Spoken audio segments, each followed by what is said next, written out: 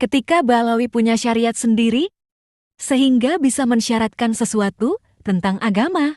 Orang itu kalau pengen ketemu Nabi harus apa? Harus memiliki kekuatan 40 kuda. Kekuatannya itu kalau ketemu Rasulullah yatmahil, akan lebur hancur.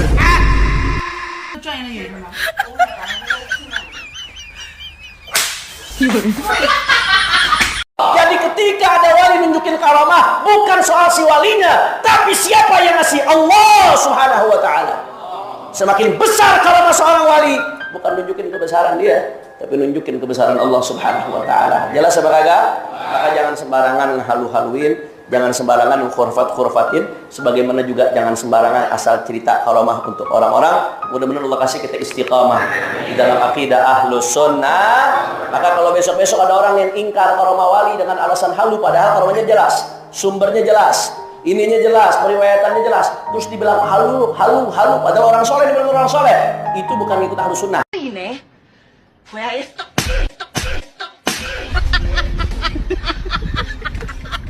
melihat surga sebelum dia mati. Oke. Abdullah bin Abu Bakar terus mengambil jubahnya, jubah, ya kan? Jubah itu kalau dia pakai itu, kan? Lambang hijau itu lambang buat Ali terus, nggak boleh yang lain, ya kan? Dipakai, ya kan? Jubah itu. Kemudian ini gongnya ini kan agak besar, ya kan? Sini ente, palanya langsung diambil sini, dimasukkan ke dalam di lengan jubahnya Al Habib Abdullah bin Abu Bakar Ali terus. Ketika dimasukkan, itu Syekh Baghadir itu keenakan melihat surga serta isinya. Bisa melihat bidadari yang cantik-cantik, melihat telaga-telaganya Allah Subhanahu wa ta'ala.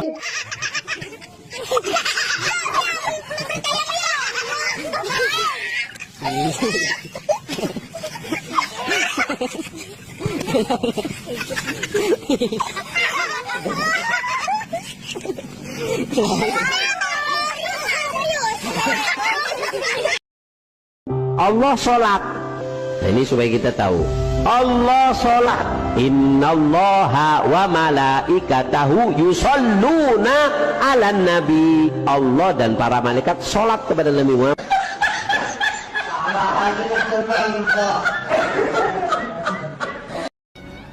Tapi ada beberapa orang yang Pasti sebagian besar di antara kita kenal dengan bapak ganteng dan berambut pirang satu ini. Tidak jauh dengan Mama Gupron yang bisa bahasa jin, malaikat dan semut, juga bisa ngobrol dengan malaikat dan Nabi Adam.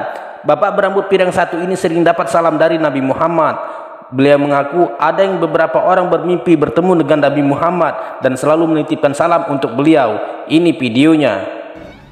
Tapi ada beberapa orang yang mimpi Rasulullah, yang dimana dalam mimpinya Rasulullah menyampaikan salam untuk Bahar bin Smith.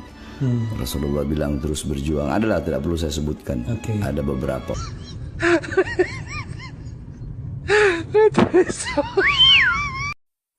Sayyidina Faqih Muqaddam Muhammad bin Ali Ba'alawi, ya, beliau mengatakan apa? Oke, mungkin di dunia Syekh Abdul Qadir Jilani bisa lebih populer di dunia, tapi kita lihat nanti makomnya di akhirat lebih tinggi. Makom mana? Saya pasti Abdul Qadir Jilani. Kata Faqih Muqaddam Muhammad bin Ali Ba'alawi. Ya, itu luar biasa. Pernah guru mulia cerita di Indonesia nih, sampai beliau mengatakan apa? Rasulullah SAW selalu didatangi oleh malaikat Jibril, tapi ketika wafatnya Rasulullah di zaman saya, Jibril datang ke saya berapa kali? Sumber saya pendak, ya ini tingkatnya wali Allah Subhanahu wa ta'ala. Ana fil awliya ya Muhammad fil anbiya. Derajat saya dalam kewalian seperti derajatnya Rasulullah dalam kenabian. Sirrallah fi khalqi. Rahasianya Allah dalam apa? Dalam makhluknya Allah Subhanahu wa ta'ala. Percaya ini.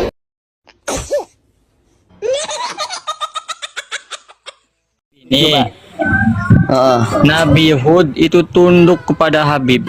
Bayangin Pak. Anjaroti kubri Nabi Hud. Lalu idakhola alayya Nabi Hud wa yata'tu rasahu. Tiba-tiba Nabi Hud nongol katanya, menyerupai wujud. Ia mendeluk aja ke kepalanya. Apa? Faqala li ya Syekh illam tajirna jarnaka. Kata Nabi Hud, ya Syekh, kalau kamu tidak jarahi saya yang akan jarahi kamu. Bayangin, sekelas Nabi Hud tunduk pada bak lagi, Bang. Aduh, berat kali, Bang. Dalil si Rizky cakap di Tuhan gimana?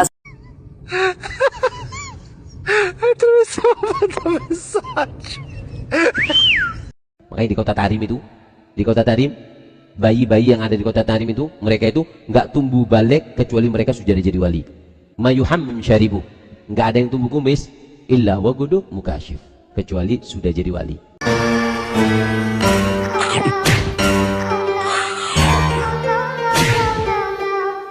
Nah, suatu waktu ya terjadi kota Madinah di zaman kita ya, di mana kita di Madinah itu waktu kita belajar Madinah itu setiap tahun kita mendapatkan santunan yang diambil daripada harta wakaf untuk para zuriat Nabi yang ada di Jeddah.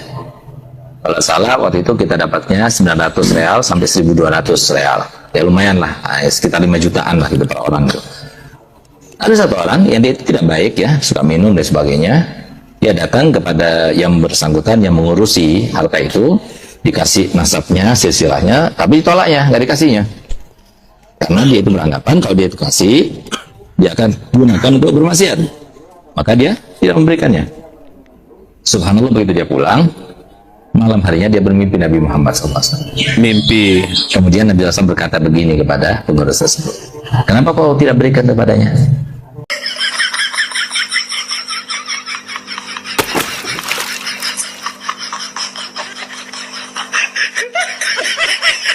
Waduh, kata Habib ini, ada wali perempuan dari Yaman yang bisa ketemu Nabi setiap saat di dalam kamarnya. Kok di dalam kamar sih? Itu Syekh Sultana minta, ya Allah, kalau engkau kabulkan, izinkan aku bersama Rasulullah setiap saat. Nabi langsung datang di dalam rumahnya Syekh Sultana. Syekh Sultana itu tempatnya di luar kota Tarim, dekatnya Sayyidina Muhajir di sana. Kalau ada orang mau minta hajat, datang ke Syekh Sultana. Syekh Sultana, aku mau bangun rumah, hari apa yang bagus? Sebentar, aku tanya ke Nabi. Masuk ke kamar, Nabi langsung ada, ya godoh. Ayo,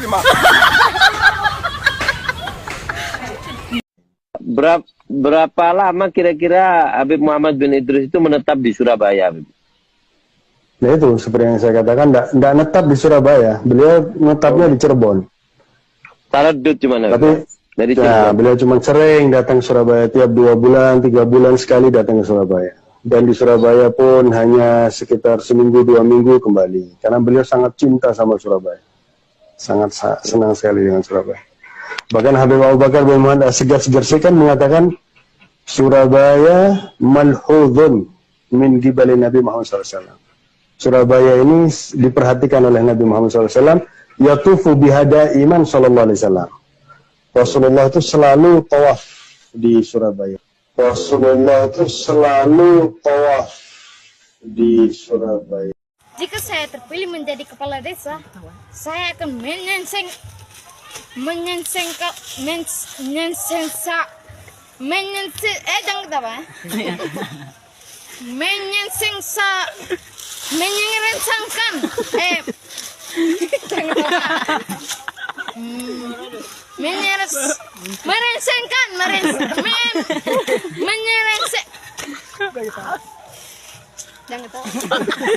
Susah payah Nabi berantas syirik, para Balawi malah menebar syirik, yakin mereka keturunan Nabi.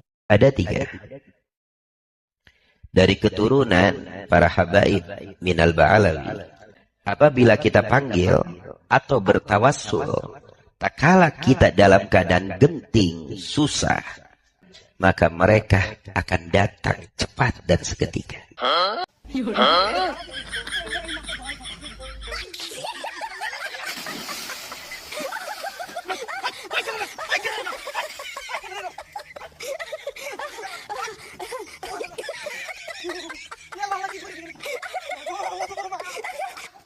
Dulu ada seseorang masuk ke kota Tarim, wali. Masuk ke kota Tarim, yang wali, subhanallah, Allah berikan keagungan daripada karomah mereka. Sampai memberhentikan matahari. Matahari itu dibuat berhenti. Agak lama asarnya. Kemudian ada perempuan kota Tarim keluar dari jendela yang mengatakan, "Gal ya fulan, fakka syams." Lepaskan itu yang namanya mataharinya. Kita lagi puasa ahli Tarim. Nanti kelamaan ini puasanya. Lepaskan, subhanallah. Ini wali langsung tahu dilepaskan sehingga subhanallah. Begitulah cintaku pada dirinya. Dia nomor 1 panjat tepinang, dia nomor 1 tarik tambang. Seperti yang aku cari, yang kuat-kuat saya.